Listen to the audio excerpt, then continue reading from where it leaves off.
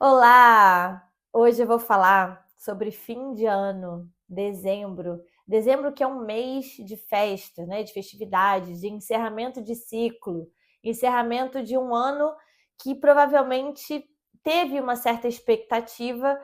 Muita gente conseguiu concluir, né, tudo o que precisava, mas muita gente não conseguiu.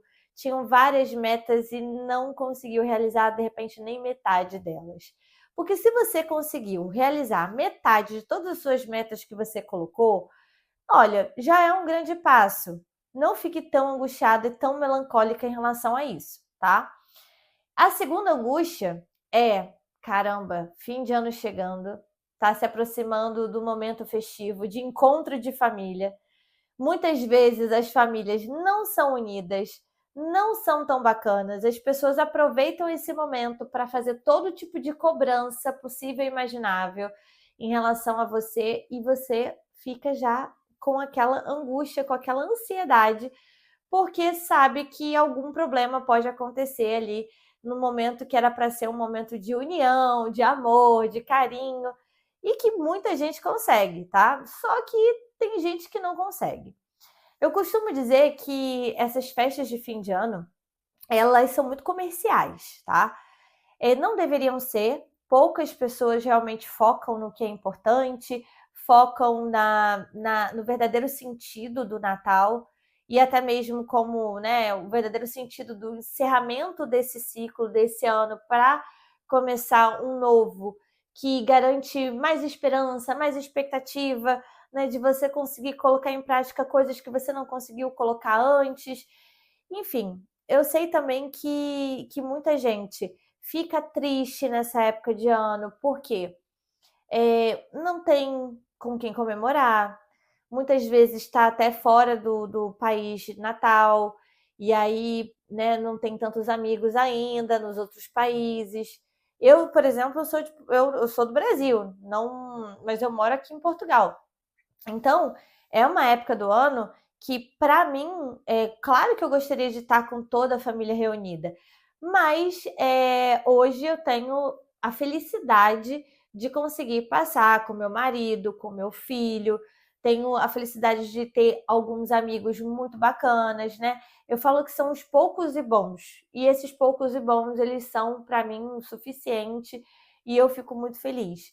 Mas tem gente que não tem isso, não tem amizade, muitas vezes, não tem família, ou até tem amizade, mas chega assim no fim de ano, ninguém combina nada, você não é convidada para nada, e aí? Como que você está se sentindo? O que, que você vai fazer para mudar essa realidade e até o significado disso na sua vida? Então, eu estou aqui para te ajudar. Primeiro que, assim, vamos falar do primeiro assunto, né? Poxa, não concluí minhas metas, não consegui chegar onde eu queria. A gente ainda tem um mês inteiro. Então, tendo o mês inteiro, tenta colocar alguma coisa em prática. Se você, por exemplo, colocou como meta fazer atividade física, tá? E fazer uma dieta, manter aquele shape legal, com saúde e tudo mais. Chegou no início do ano, você conseguiu manter ali por alguns meses, mas depois você foi perdendo o ritmo e não conseguiu dar continuidade. Não espere chegar em janeiro. Volte, retome o que você iniciou agora, porque a chance de você conseguir manter no ano seguinte é muito maior.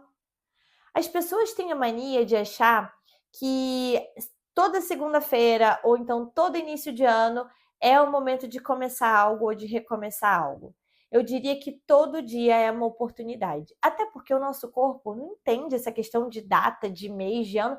Gente, nosso corpo está aqui, está envelhecendo a cada dia. Todos os dias está ali te dando a oportunidade de você mudar, de você modificar isso, de você prevenir, né, determinadas doenças, determinada até mesmo envelhecimento, prevenir a oxidação, que é algo que acontece normalmente, né? Quanto mais a gente faz coisas por nós, mais a gente tem ali o resultado que a gente quer e a gente envelhece mais devagar, a gente tem doenças é, De repente a gente protela mais para frente ou nem tem mais essas doenças. Então, eu acho que a gente tem que pensar muito sim no nosso futuro e pensar no aqui e agora, tá? Pense no aqui e agora. Se você não conseguiu, por exemplo, colocar uma meta, você colocou uma meta de alimentação, tá? E a gente sabe, quando a gente coloca uma meta de alimentação, é muito difícil a gente cumprir com 100% de disciplina, tá? De que a gente realmente não vai sair da dieta, que a gente vai manter aquela alimentação bonitinha do início do ano até o fim do ano. A gente sabe que é difícil, porque a gente passa por milhões de experiências sociais, a gente passa por milhões de datas festivas e que traz aquele comer afetivo, que traz aquele momento de prazer com a comida.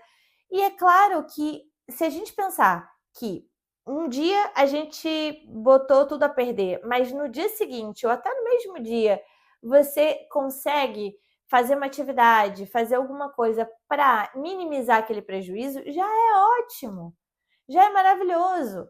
Tem gente que fala assim: eu treino para comer.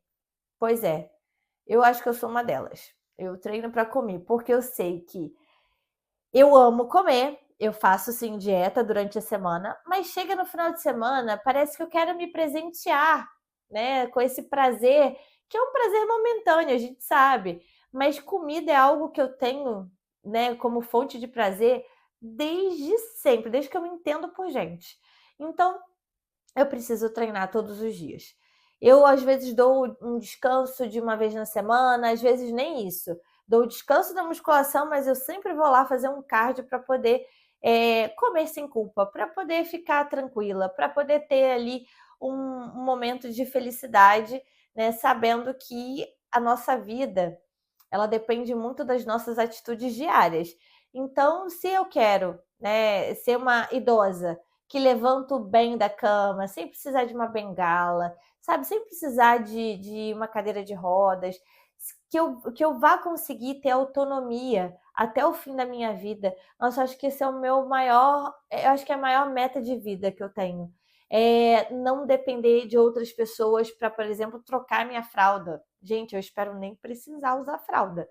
Então, é o aqui e agora que vai fazer você ter ali um futuro melhor. Então, em relação às metas, eu te dou uma dica. Faça novas metas para que você comece em 2025 e para que você retome agora. Coisas que você colocou para 2024, retome agora, nesse último mês, porque vai te ajudar a ter prosseguimento no ano que vem. Então, coloque num caderninho tudo o que você gostaria de fazer, tá? Para a tua vida mesmo, tá? Seja começando agora, seja começando em 2025. Depois que você colocar todas as metas, você vai ter que desfazer. Como é que é? Ai, esqueci a palavra, gente. Socorro. Você vai ter que destrinchar em pequenas mini metas. Por quê? Porque você vai colocar essas mini metas na sua agenda. E a sua agenda, ela vai fazer parte da sua vida. Por quê? Porque a agenda da gente eu falo que é um lugar onde você tem previsibilidade em relação às suas ações. Porque se você só coloca tudo em lista, você não sabe quando que você vai cumprir, você provavelmente vai falhar. Mas se você coloca na sua agenda cada hora do que você vai fazer, você consegue colocar suas mini metas lá durante a semana inteira, a chance de você realizar é altíssima. Principalmente se ao fim do dia você vai lá dar check em tudo que você já fez. Isso dá um prazer enorme. Eu sei que para algumas pessoas pode causar uma certa ansiedade, mas só causa ansiedade se você não fizer, não realizar. E aí você tem que cobrar de si mesmo nesse sentido para que você saia do lugar, tá? Então, essa é a primeira dica de fim de ano que eu vou te dar. A segunda vamos lá, quem vai encontrar a família, quem vai ter esses encontros com gente que às vezes não tem tanta afinidade assim, mas chega no fim do ano você tem que encontrar. Sabe aquelas pessoas que começam a perguntar para você se você está namorando, ou se você vai casar, ou se você vai ter filho, ou se você vai fazer qualquer coisa da tua vida? Pois eu sugiro a você que vai nesses encontros familiares, para que você pratique a sua paciência. Primeiro que, quando responder, responda de uma forma firme, clara, objetiva, deixando a pessoa até sem graça para ela voltar a esse tipo de pergunta. Porque, por exemplo, se a pessoa chega para você e fala assim: quando é que você vai namorar? Não sei, talvez nunca. Não quero namorar. As pessoas ficam sem graças com isso. Ou, obviamente, se você tiver a fim de dar trela, você fique à vontade, você vai ter sempre essas perguntas aí em relação à sua vida pessoal. Se você está namorando e a pessoa pergunta para você quando é que você vai casar? Talvez eu não case. Não quero casar, quero continuar namorando. Quando você responde assim, a pessoa ela fica sem graça de perguntar, porque ela vai ficar tentando te convencer. Se ela ficar tentando te convencer, você fala assim: tudo bem, não adianta me convencer. Eu já sei exatamente o que eu quero. Mas se você quiser dar trela, responda com calma, cautela e paciência. Vamos supor que você já esteja casado e já estão te cobrando filhos. Essa aí, para mim, é melhor.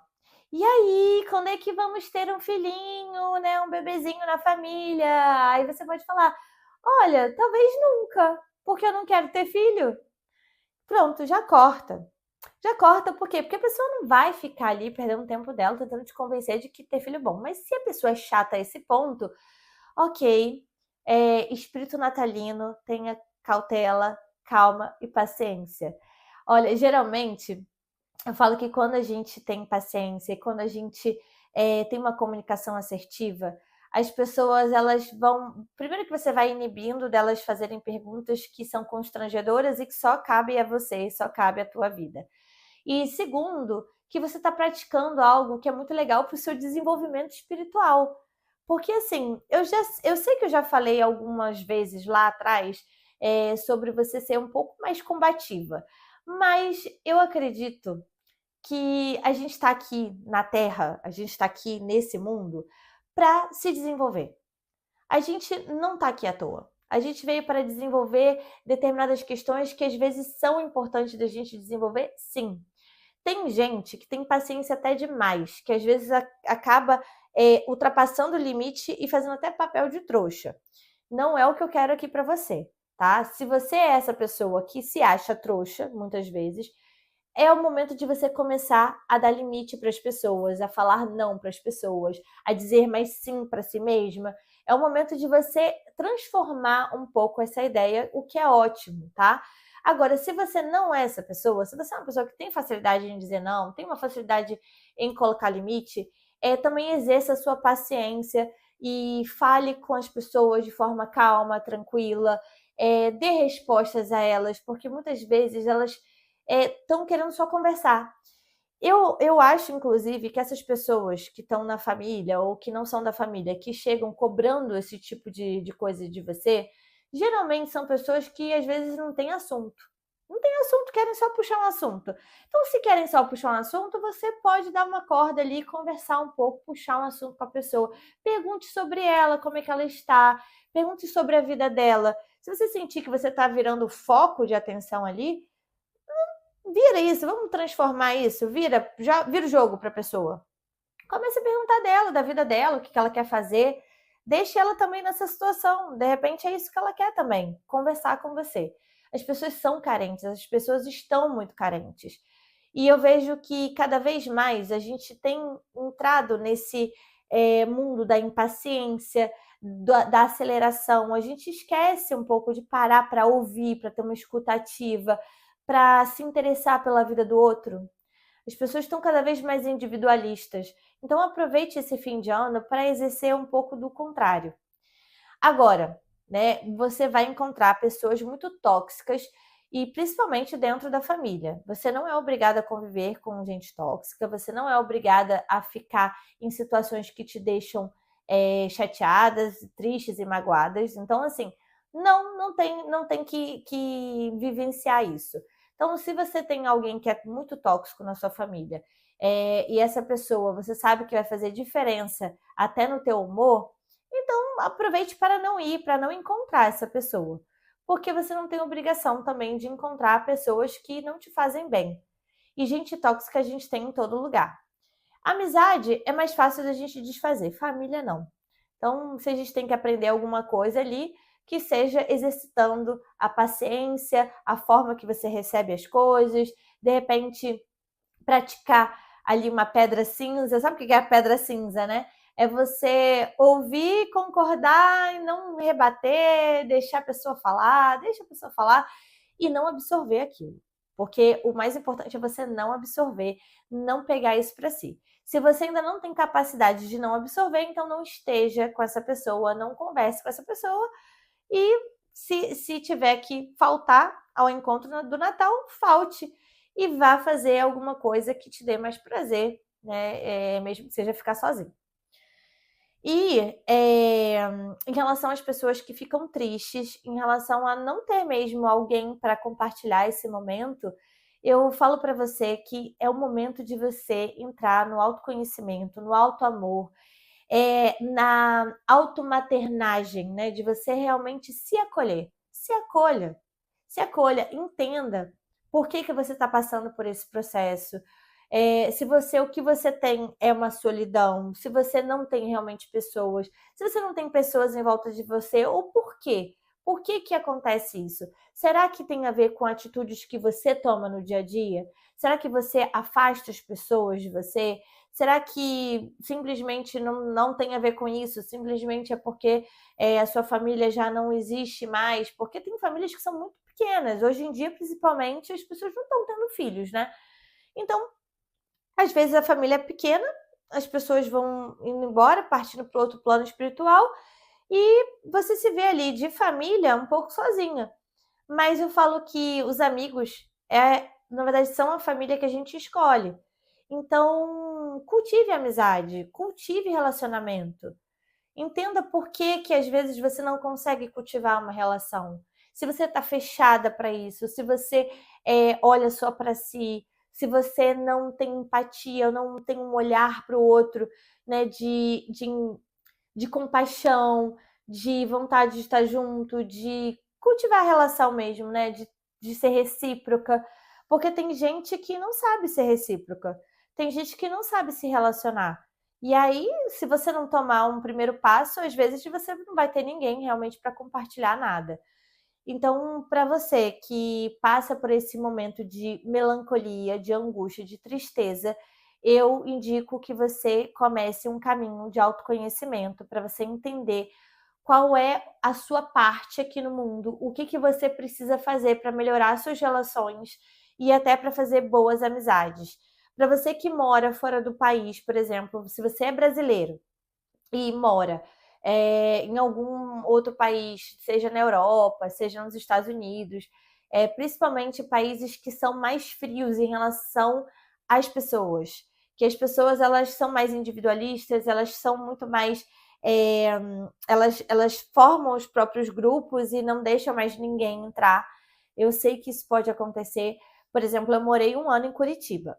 E em Curitiba, a maioria das pessoas que eu fiz amizade foram pessoas que eram de outros estados.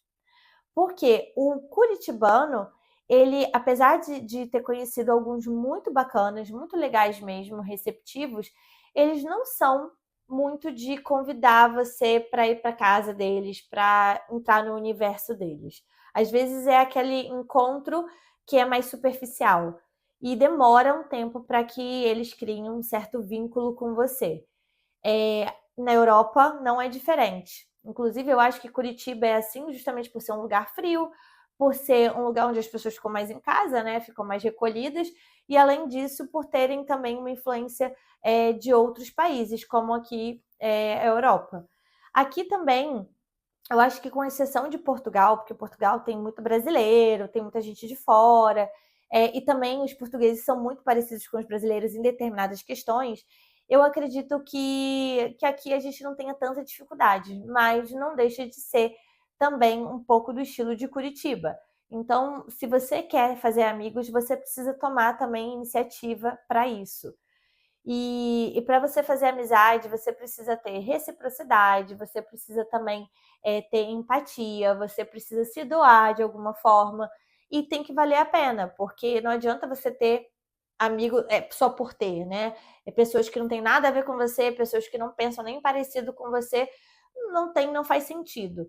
mas comece a se conectar com as pessoas, seja de forma online, seja presencial. Eu acho que a gente precisa retomar essa questão do grupo, da amizade, da ajuda mútua, porque os seres humanos eles precisam uns dos outros. Não importa que a gente agora